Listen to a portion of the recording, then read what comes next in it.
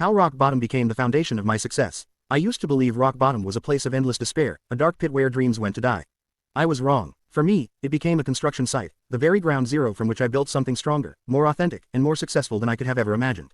My name is Alex, I am 38, and this is the story of how rock bottom became the unbreakable foundation of my success. It all started when I was 30, a hotshot in the world of venture capital. I had the corner office, the six-figure salary, and the arrogance to match. My life was a whirlwind of high-stakes deals, expensive dinners, and a constant chase for the next big thing. I prided myself on my ruthless efficiency, my ability to spot a trend before anyone else, and my unflappable confidence. I truly believed I was invincible, a master of the universe. My partner at the firm, Marcus, 45, was my mentor and my rival. He taught me everything I knew, but he also pushed me to be even more aggressive, more cutthroat. We were a formidable team, a force to be reckoned with, and together, we closed deals that made headlines. I loved the thrill of it, the power, the feeling of being at the top. My personal life was a reflection of my professional one, fast-paced and superficial. I had a revolving door of relationships, never allowing anyone to get too close. My philosophy was simple. Emotions were a weakness, a distraction from the real game.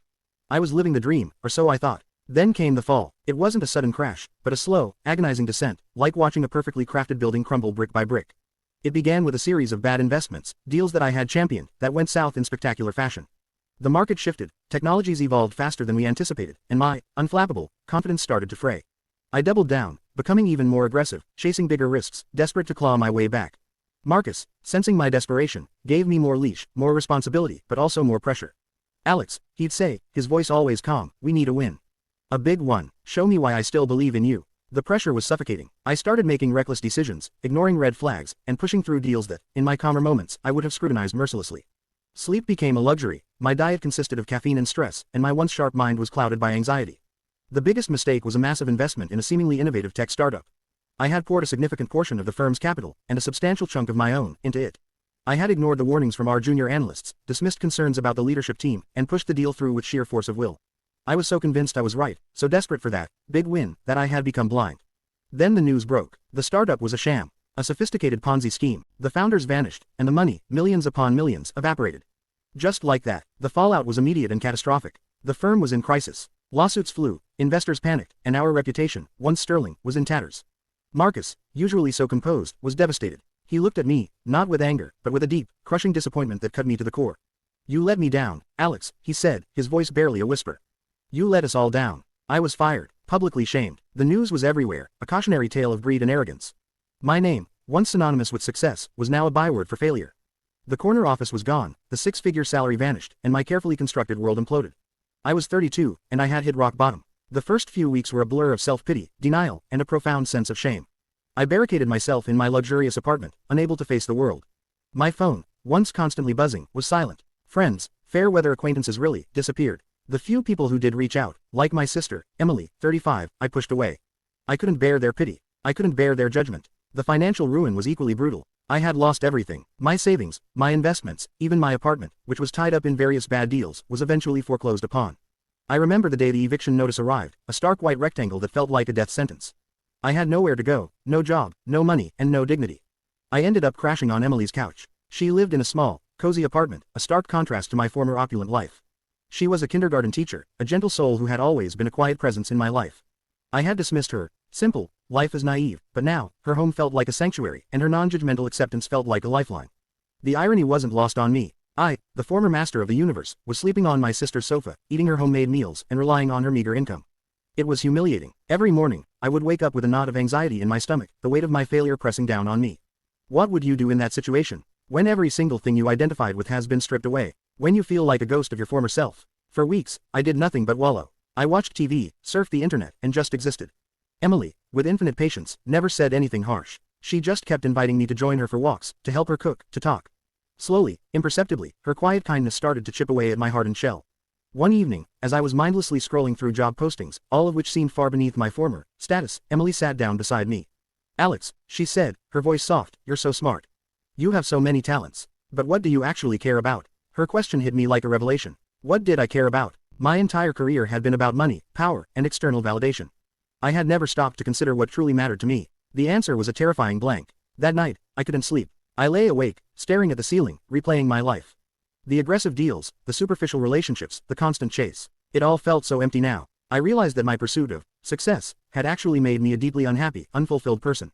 Rock bottom wasn't just a place of financial ruin, it was a place of profound spiritual emptiness.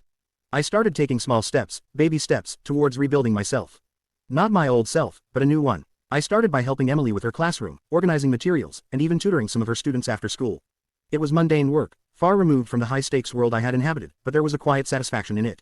The kids, innocent and unburdened by judgment, simply saw me as Emily's brother, who was good at math. I also started reading, not financial reports, but books on philosophy, history, and personal growth. I devoured stories of resilience, of people who had overcome immense adversity. I started meditating, a practice I had always scoffed at as New Age nonsense, but which now brought a much-needed sense of calm to my turbulent mind. I began to understand that my old definition of success was flawed. True success wasn't about the corner office or the seven-figure deals, it was about integrity, genuine connection, and contributing something meaningful to the world. A few months later, still living on Emily's couch, an idea started to form. It was born out of my own experience of financial ruin and the painful realization that many people, not just arrogant venture capitalists, struggled with understanding their money. I wanted to help people avoid the mistakes I had made, but from a place of genuine empathy and practical, actionable advice. I started a small, free online blog, sharing my story and offering simple financial tips.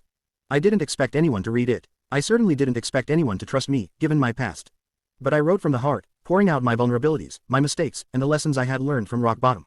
To my surprise, people started reading. And not just reading, but responding. They shared their own struggles, their own fears. They saw my honesty, my humility, and they connected with it. The comments were often touching, sometimes heartbreaking, but always grateful. They didn't see the disgraced venture capitalist, they saw someone who understood their pain. The blog grew, slowly at first, then rapidly. People started asking for more personalized advice. I realized there was a genuine need for a different kind of financial guidance, one that wasn't about aggressive wealth accumulation, but about building financial stability, resilience, and peace of mind. I spent months studying, getting new certifications, and retraining myself, but this time, with a different motivation. This wasn't about ego, it was about purpose. I was building a new career, brick by painful brick, on the very foundation of my greatest failure. Eventually, I launched my own financial consulting business. It was small, focused on individual clients and small businesses, but it was mine. I operated with complete transparency, openly sharing my past mistakes as a cautionary tale and a testament to my commitment to ethical practices. I built trust not through bravado, but through honesty. It wasn't a meteoric rise. It was a slow, steady climb, filled with hard work and sleepless nights, but this time, the sleepless nights were fueled by passion, not anxiety. I found immense satisfaction in helping people navigate their finances, build their savings, and achieve their dreams, not through risky gambles, but through sound planning and informed decisions. My dad, John, 60, who had always been skeptical of my high-flying corporate life, was incredibly proud. My mom, Helen, 58, who had quietly worried about my soul, saw a profound change in me. And Emily, my unwavering anchor, was my biggest champion. She saw the true success, not the financial one, but the transformation of my character. Today, at 38, I run a thriving financial consultancy. I don't have the corner office anymore, and I certainly don't chase the next big thing with reckless abandon. My success is measured not in millions, but in the trust of my clients, the impact I have on their lives, and the quiet satisfaction of doing work that truly matters. I live in a modest house, I cherish my relationships, and I approach life with a humility that would have been unthinkable to my younger self. Rock bottom was the most terrifying, painful experience of my life. It stripped me bare, exposed my flaws, and forced me to confront the emptiness of my old pursuits. But it also provided the fertile ground for genuine growth, for a transformation that allowed me to build a life of purpose, integrity, and true success. It was the lowest point, but it became the strongest foundation. What do you think? Has hitting rock bottom ever opened the door to a new, unexpected path for you? Share your stories in the comments below. If my journey resonated with you, please give it a like, share it with someone who needs to hear it, and subscribe for more stories of resilience and transformation.